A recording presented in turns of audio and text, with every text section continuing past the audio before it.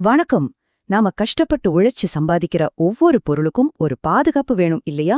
அப்படிப்பட்ட ஒரு முக்கியமான பாதுகாப்பு விஷயத்த பத்தி தான் இன்னைக்கு ரொம்ப சிம்பிளா தெரிஞ்சுக்க போறோம். அதுதான் கொள்ளை காப்பீடு. உங்க வீடும் உங்க தொழிலும் உண்மையிலே சேஃபா இருக்கான்னு நீங்க நினைக்கிறீங்களா? ஜஸ்ட் ஒரு நிமிஷம் யோசிச்சு பாருங்க. வெறும் பூட்டும் கதவும் மட்டும் போதுமா? இந்த ஒரு கேள்விதான், இதுதான் நம்ம இன்னைக்கு பேச போற விஷயத்தோட ஆரம்ப புள்ளி. ஆமாங்க, நம்ம கஷ்டப்பட்டு சம்பாதிச்ச சொத்துன்னா அது வெறும் பொருள் மட்டும் இல்ல. அதுக்கு பின்னாடி நம்ம உழைப்பு இருக்கு, எத்தனையோ கனவுகள் இருக்கு. அப்படிப்பட்ட ஒன்னு திடீர்னு இழந்துட்டா அந்த நஷ்டத்துல இருந்து மீண்டு வர்றதுக்கு ஒரு சேஃப்டி நெட், ஒரு பாதுகாப்பு வலை நமக்கு கண்டிப்பா தேவைப்படும் இல்லையா? சரி, வாங்க முதல்ல இதோட அடிப்படைகள்ல இருந்து ஆரம்பிக்கலாம். கொள்ளை காப்பீடுனா அப்படின்னா என்ன, அது எப்படி வேலை செய்துன்னு முதல்ல சிம்பிளா புரிஞ்சுக்கலாம். அதாவது ரொம்ப சிம்பிளா சொல்லணும்னா, உங்க இடத்துக்குள்ள யாராவது வன்முறையா கதவை உடைச்சுக்கிட்டு இல்லனா பூட்டை உடைச்சுக்கிட்டு உள்ள வந்து எதையாவது எடுத்துட்டு போனா அதனால ஏற்படுற நஷ்டத்தை ஈடு செய்யறதுதான் இந்த பாலிசி. இதுல ரொம்ப ரொம்ப முக்கியமான வார்த்தை வலுக்கட்டாயமாக நுழைதல். இதுக்கு ஆதாரம் இருக்கணும்.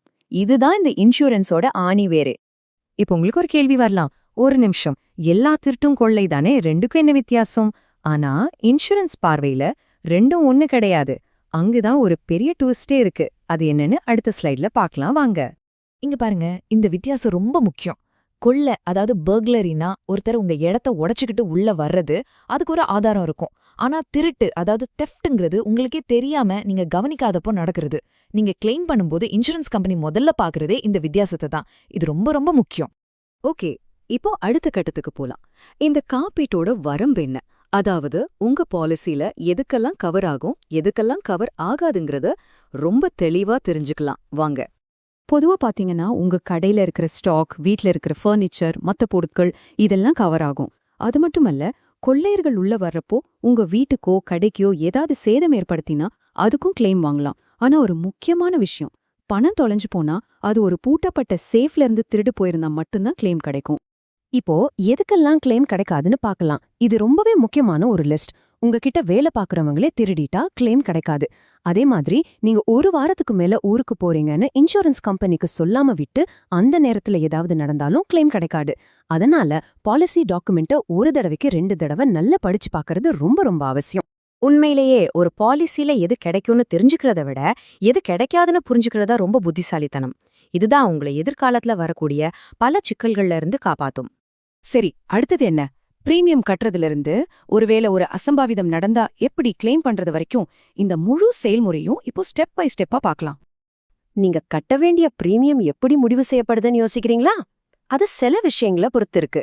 உங்க சொத்தோட மொத்த மதிப்பு, உங்க தொழில் என்ன, உங்க ஏரியால ரிஸ்க் அதிகமா இருக்கா, அப்புறம் நீங்க சிசிடிவி, அலாரம் மாதிரி பாதுகாப்பு வசதிகள் செஞ்சிருக்கீங்களான்னு பாப்பாங்க.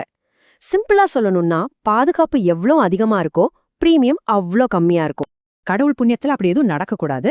ஆனா ஒருவேளை துரதிருஷ்டவசமா ஒரு கொள்ளை சம்பவம் நடந்துட்டா, அப்போ பதட்டப்படாம அடுத்து என்ன செய்யணும்னு சரியா தெரிஞ்சு வச்சிருந்தாலே பாதி பிரச்சனை தீர்ந்த மாதிரி தான். இந்த ஸ்டெப்ஸை பாருங்க, ரொம்ப சிம்பிள். முதல்ல உடனே உங்க இன்சூரன்ஸ் கம்பெனிக்கு ஃபோன் பண்ணி சொல்லணும். அடுத்ததா தாமதிக்காம போலீஸ்ல எஃப்ஐஆர் பதிவு செய்யணும். அதுக்கப்புறம் தேவையான டாக்குமெண்ட்ஸோட கிளைம் ஃபார்மை சப்மிட் பண்ணணும். இன்சூரன்ஸ் கம்பெனிலேருந்து ஒரு சர்வேயர் வந்து இழப்ப மதிப்பீடு செய்வார். கடைசியா அவரோட ரிப்போர்ட் அடிப்படையில உங்களுக்கு கிளைம் செட்டில் ஆகும். இதுல முக்கியம், எதையும் தாமதப்படுத்தாம உடனுக்குடன் செய்யணும். சரி, இப்போ நாம கடைசி பகுதிக்கு வந்துட்டோம். இவ்ளோ நேரம் நம்ம பேசின விஷயங்களை வச்சு பார்க்கும்போது நீங்க உண்மையாலே தயாரா இருக்கீங்களா? பாருங்க, உண்மையான பாதுகாப்புனா வெறும் நஷ்டத்தை ஈடு செய்யறது மட்டும் இல்ல, அது நம்ம மனசுக்கு கொடுக்கற ஒரு நிம்மதி. எது நடந்தாலும் பாத்துக்கலாம், நமக்கு ஒரு சப்போர்ட் இருக்கு அப்படிங்கிற அந்த மன அமைதி தான் இன்சூரன்ஸோட உண்மையான மதிப்பு. அதனால இறுதியா இந்த ஒரு கேள்வியை உங்க முன்னாடி வைக்கிறேன். சரியான பாதுகாப்பு இல்லாம நம்மளோட உழைப்பு எல்லாத்தையும் ரிஸ்க்ல வைக்க நாம தயாரா இருக்கோமா?